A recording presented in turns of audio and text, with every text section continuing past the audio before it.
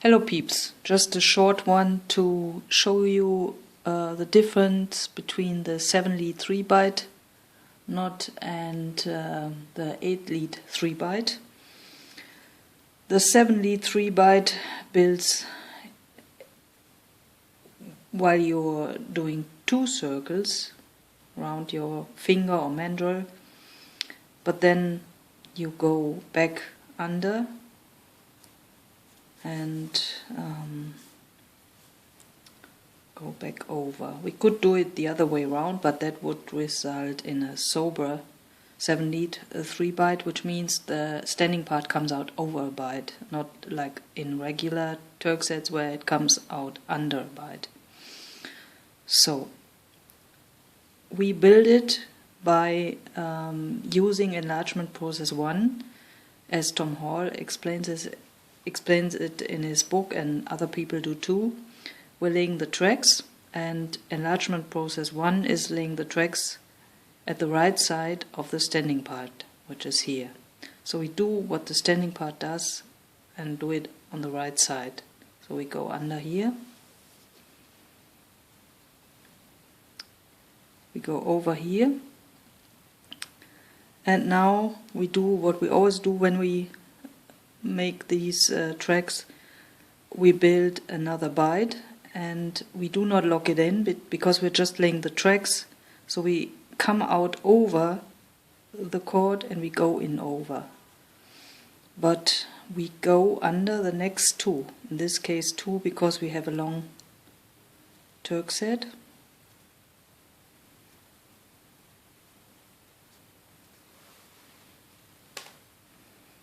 So we formed the new byte here, we go round, come back to the front, and now we see this is the second step of the building process. We split the pair lengthwise and we do what the chord does. We go over the chord where the chord is going over, and we go under where the chord is going under. I think it was Not Tactical in his videos who said this, and it stuck with me.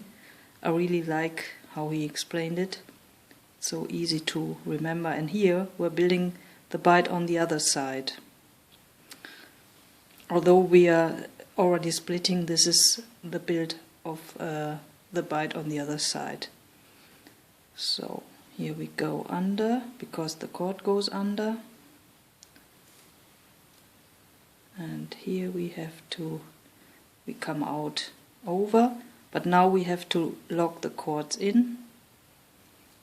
We go under, we go over, we go under,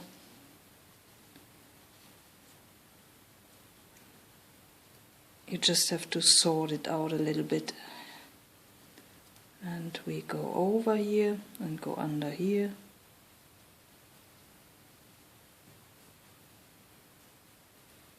And when we come back into the knot is completed. And now we can really see very nice 1, 2, 3, 4, 5, 6, 7 leads and 1, 2, 3 bytes. So the knot is complete. And now the 8-lead 3-byte knot.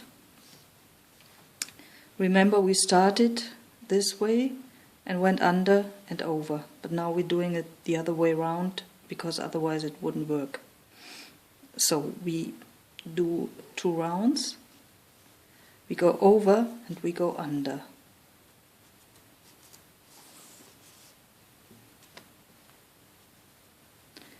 So now comes in the bit part about the half cycle.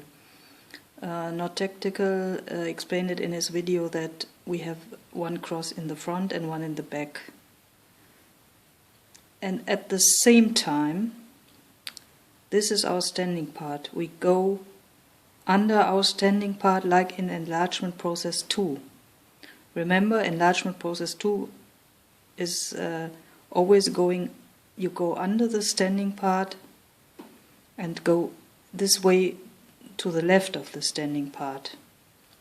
So it's quite confusing. You're this is already the part of the building of the tracks. You're already left of the standing part.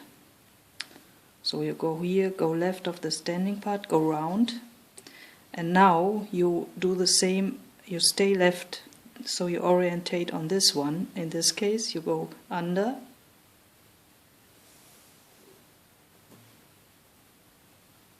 have to spread it out a bit.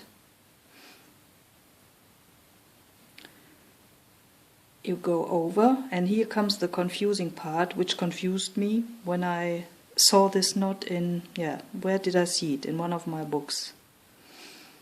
But I couldn't follow it. I just made the mistake and went under here and over there and out there, completely wrong. You have to go round the back, and then you do something. This is very symmetrical. You have a cross here and you have a cross here, and in the middle you have these two going under. So you go over this, and quite naturally, it's not always like this. Some knots are not really natural, but you were almost inclined to go under here. So you go over here, these two, go under these two, and now comes the second part of enlargement process 2, where you go over the standing part and then go back into the knot and locking this by going under this bite here. It's a bit difficult to see because it's a long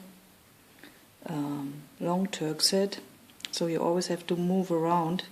It puzzles me a bit. I'm not very familiar and comfortable with the long. You have not seen much of this in my works so far. So we are already in the knot, and now we can split the pairs lengthwise, like we always do when we do the enlargement process. So we go under where the cord goes under, and we go over where the cord goes over. So we go over here,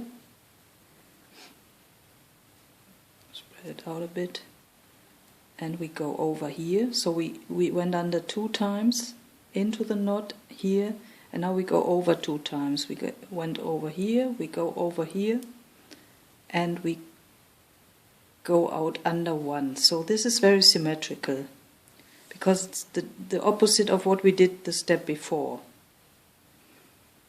I have to just arrange the knot a little bit.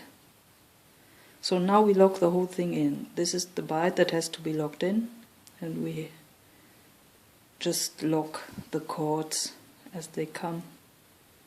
When they come out over, we go over, and when they come out under, we go under.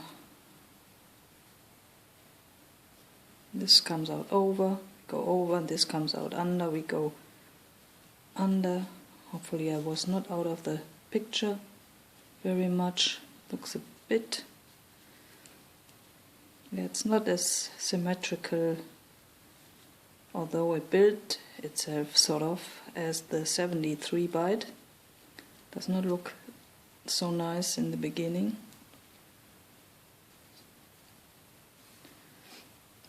But you will see, this is exactly how can I push them. So